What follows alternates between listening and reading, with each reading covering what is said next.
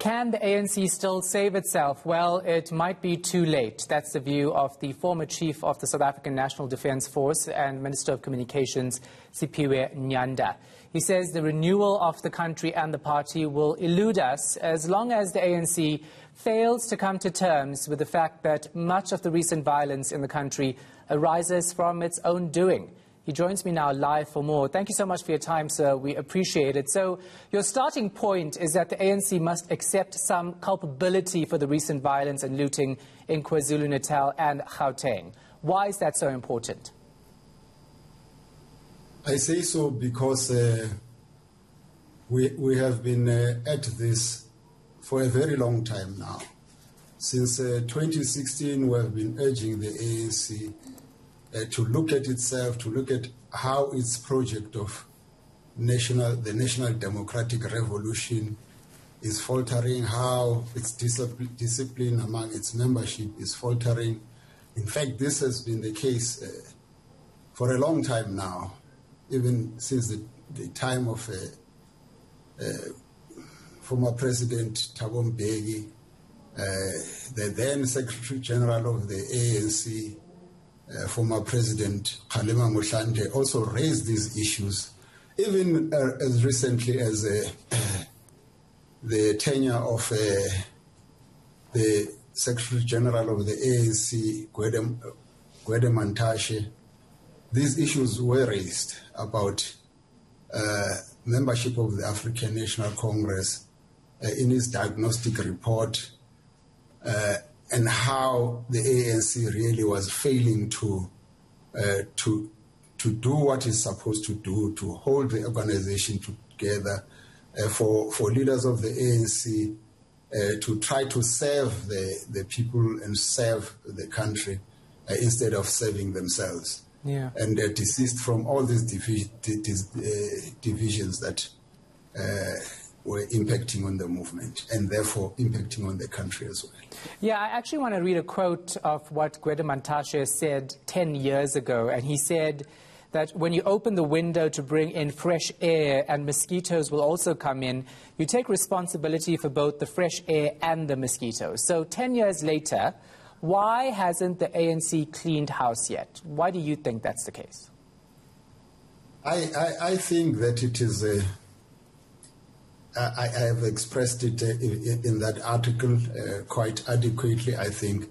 I think the point now is to get to a point of what to do. And what to do actually is the same thing that we suggested with the starlets and veterans, and held a national consultative conference which the ANC was loath to call for reasons that, of course, related to the party itself and the divisions within the party. And of course, the strongman at the time, or the president at the time, and the fact that people did not want to upset the apple cart. But we held a national consultative conference. But that national consultative wouldn't have helped much, because the ANC itself should have done that so as to allow itself to look at itself very critically and address the problems that afflict it. Now, I mean, obviously, I've read this article, but just for the benefit of those who haven't, tell us about what you refer to as the self-inflicted wounds that the ANC is unlikely to be saved from. Well, the ANC, for instance, embarked upon a program of massive recruitment. The ANC allowed people to own branches, or didn't allow people, but people began to own branches. People begin to own members of the African National Congress, and members of the ANC became members of other people instead of dedicating themselves to the programs of the African National Congress.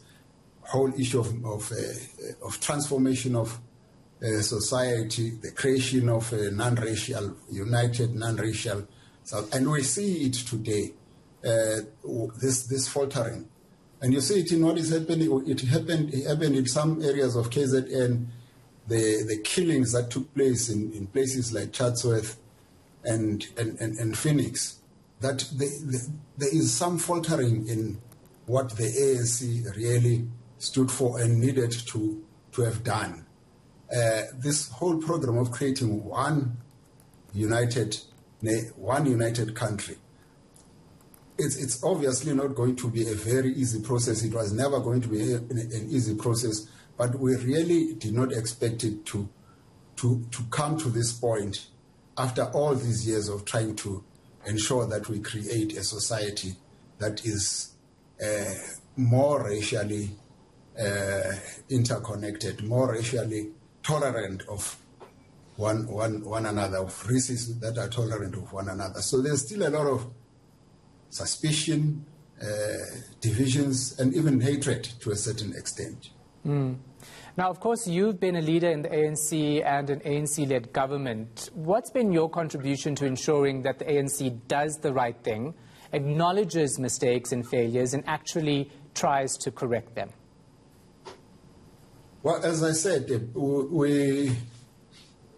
I served only one term in the ANC leadership because I was a leader in the ANC. I was a member of the National Executive at the first conference of the ANC in Durban, and because I was appointed chief of the SANDF, or rather I was appointed into the military, I then resigned as one of the leaders of the ANC. Of course, it doesn't mean that people within the ANC have not tried. As I said, leaders of the ANC have spoken about this thing of divisions, of recruiting people who were not suitable, or rather people who just increased numbers of the ANC without necessarily grounding them in the policies of the African National, the politics of the African National Congress. And obviously it is going to be a long, drawn-out process. What we have proposed is to have a discussion. And what we propose is that the ANC calls its members together, whether it is in some form of meeting, whether it is the NGC that is coming, but create space for a really deep introspection so that we deal with all these things. But there are other things. Of course, it may not happen immediately because of the pandemic as well. But there are certain things that need to happen and happen immediately. For instance, the ANC has got a constitution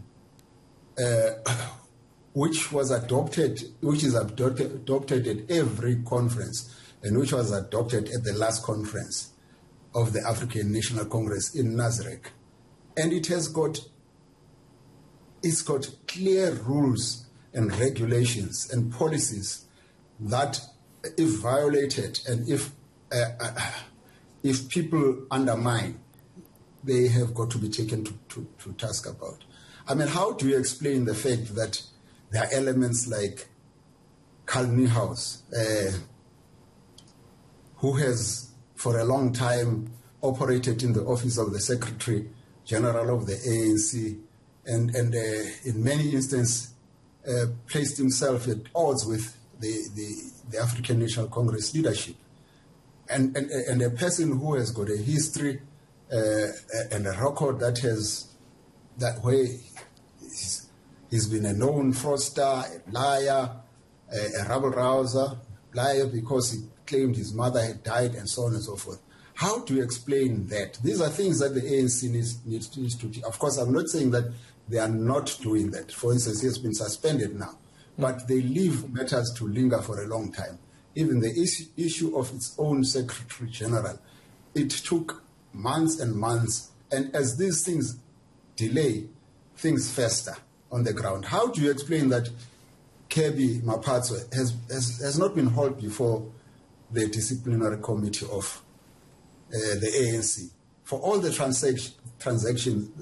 transgressions that he has committed, calling people Izimpimpi, calling Thuli Madonsela the public protector, a spy, calling Ronnie Castros, and being found guilty in a court, and being found capable of that in a court, or forced to apologize, calling people like leaders of the ANC, of the movement, like Ronnie Castro, calling Dennis Goldberg and empty tins, threatening civil war,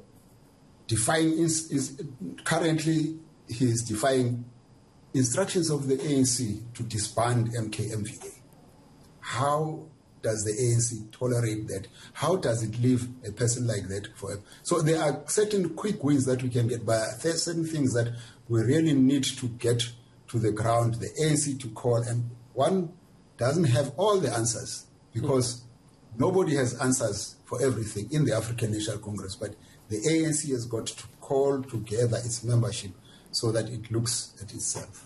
Obviously, discipline and an absolute lack thereof, I should say, is one of the biggest problems within the ANC. You mentioned a constitution and a set of rules that members have to follow, but they've been blatantly ignored for over a decade, well over a decade, in fact, even more recently. So is it a failure of leadership here when it comes to taking action against these ill-disciplined members who are continuing to tarnish the ANC's reputation and image? Well, I think if the center cannot hold, if the center is not holding, if there are divisions within the leadership itself, top leadership itself, some parts are pulling this way and that way, and it impacts not only on the ANC, it also reflects in government, those divisions. And then obviously anarchy is loosed upon not just the African National Congress, but upon the country. There is no discipline. If there's no discipline, then the organization cannot hold itself together.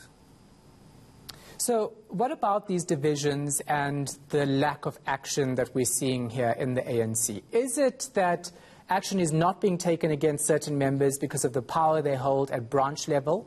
Is that one of the reasons we're not seeing these members booted out of the party despite everything they're doing? I think that is why we need to sit together, for the ANC to call its members together so that we deal with these issues. Why certain things are not done. If you take, for instance, what happened, I think it was 2010, the NGC in KZN, already, because there was a big man there, strong man, and he cracked the whip, mobilized members of the ANC, mobilized members of the Veterans League at that time to rein in what he thought was an errant youth league.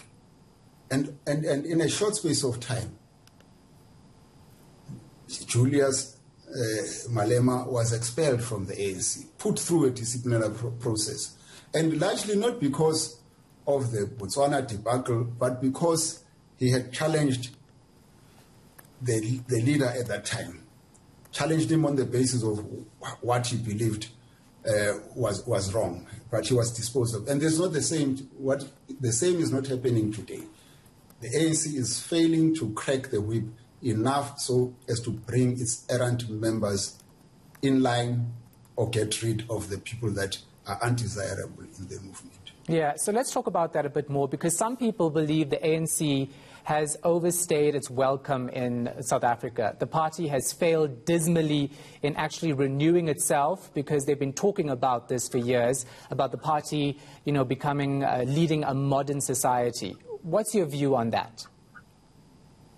No, I believe the ANC has not sat down to review itself and to deal with what should constitute its core values, to get back to its core values. I don't believe that has happened enough, because even as we speak about the NGC, and even in conferences really deal with, either policy conference will deal with the policies of the ANC, and ANC has got wonderful policies. All these things, the National Democratic Revolution, the transformation of society, creation of a united, democratic, non-racial, non-sexist South Africa, are there in the policies of the ANC.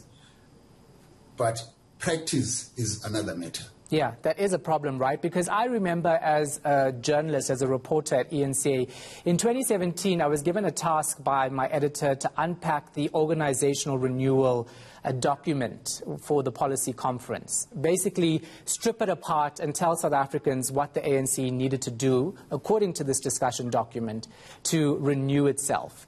And till today, 2021, the party is still grappling with this issue. So let's talk then about the possible consequences if the ANC actually fails to save itself. Well, the consequences are too ghastly to contemplate because the ANC, as far as I am concerned, is the only hope for South Africa. Because of its groundedness, because of its history, because of the policies that it espouses. I think, and even though I say that the ANC may die, I do not wish it upon my organization because I think it is the only hope for the people of South Africa. Hence, it is important for it to realize that it may lose power if it persists in the manner in which it is persisting. Because voters are becoming increasingly perceptive, and voters are being alienated from this party of stalwarts, or like Mandela, Sisulu, Govan-Mbeki, and others. And it would be a pity if the ANC were to see its demise. I believe that even if it does, it will come back, but it will be very difficult. And I think that it is important for it to grasp this and avoid the question of its demise. And I would be the last person to wish for my party's demise. That is why I and other stalwarts and veterans and MK Council have put this on our agenda, had put this on our agenda ever since we were formed as stalwarts and veterans. And now the ANC Veterans League and MK Council, which has now been dissolved, which has agreed to be dissolved in spite of the fact that MK Military Veterans Association of KB is refusing to dissolve. And it's also an illustration of the ill discipline that I am talking about with respect to other people in the African National Congress. I'm not going to prescribe for the ANC what to do. The ANC must put its heads together, everybody, so as to diagnose and try to find a remedy for its ills.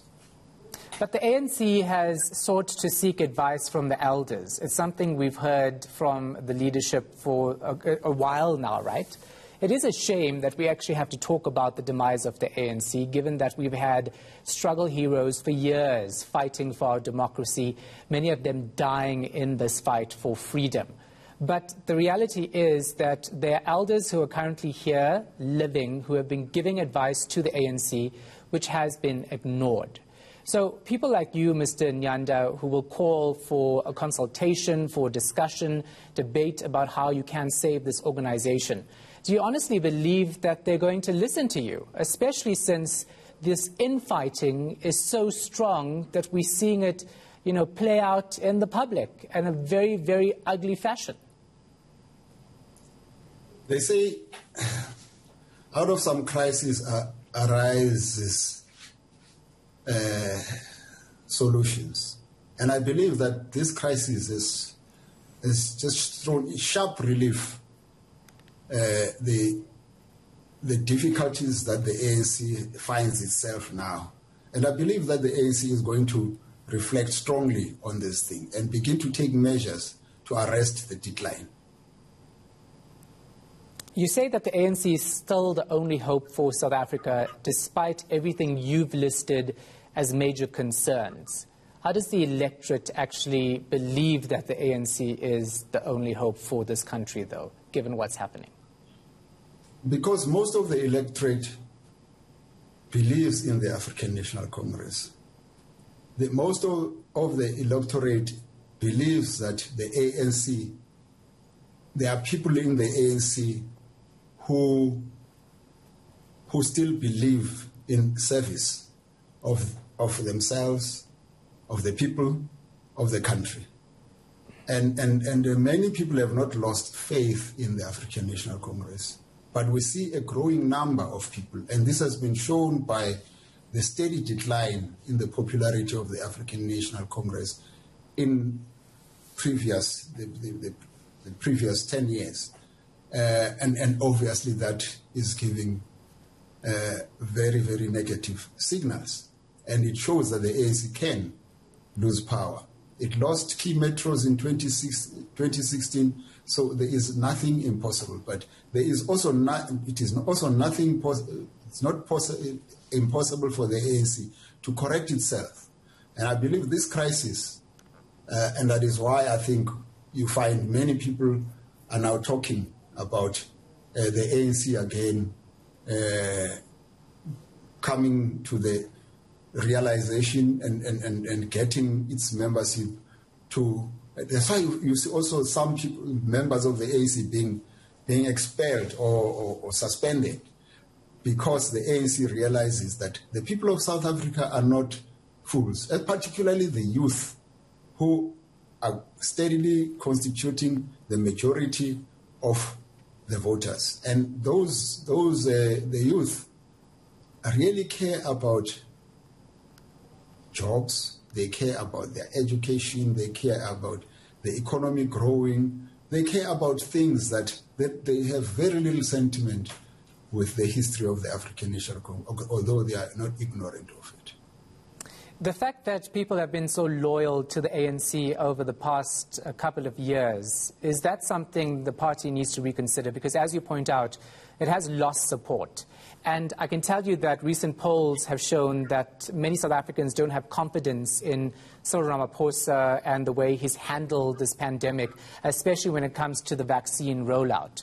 So the reality is that there are probably many more South Africans who will not vote for the ANC going forward. And there's going to be a decline to a point where the ANC will probably have to work with other political parties to stay in power. Is that something that could be a reality for the ANC, given what we're seeing unfold within the organization? Do you think so? That is a possibility. That is a distinct possibility.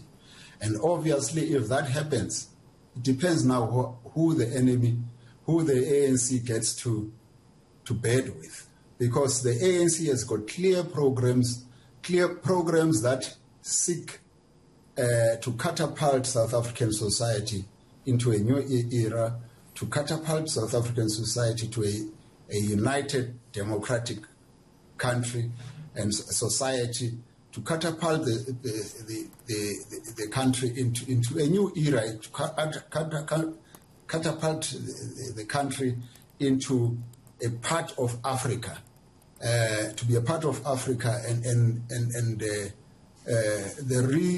resurgence of African growth and growth in South Africa itself. So I think that it would be a pity if we get to that point, but I think it's a distinct possibility that this may happen. And this is what we have been warning about, and this is what we have said the ANC need to look at in order to try to avoid such scenarios. You know, many South Africans are talking about not feeling safe given government's response to the attempted insurrection that we saw last week.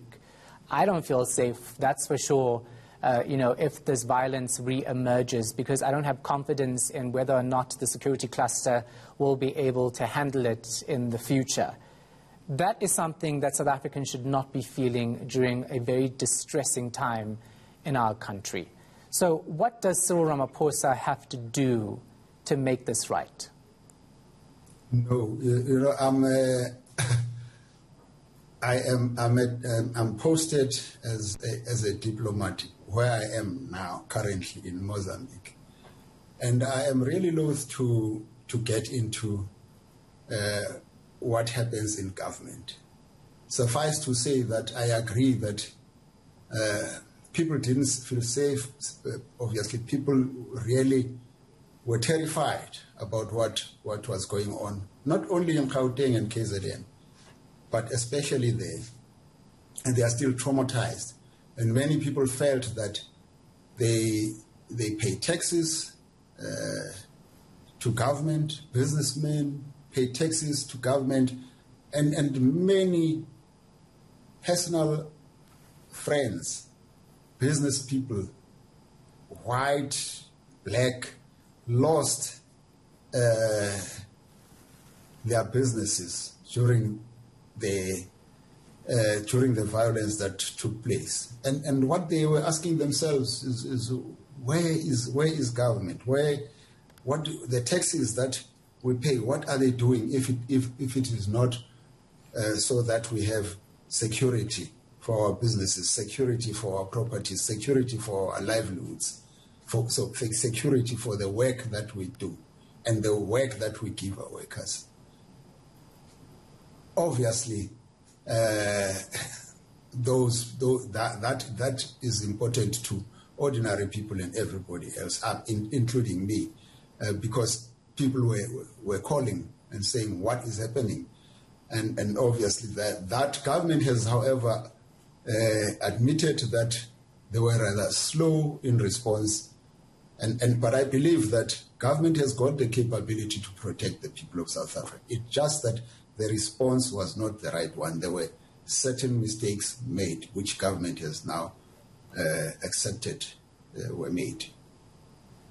All right, so I'll bring it back to the party line so that you'll feel more comfortable talking about it. It's the last question, and I think it's a very important one. Do you have confidence in this ANC leadership, in particular Cyril Ramaphosa, as ANC president, to turn things around within the organization, and will they be able to do it soon? I was at that conference in Nasrec.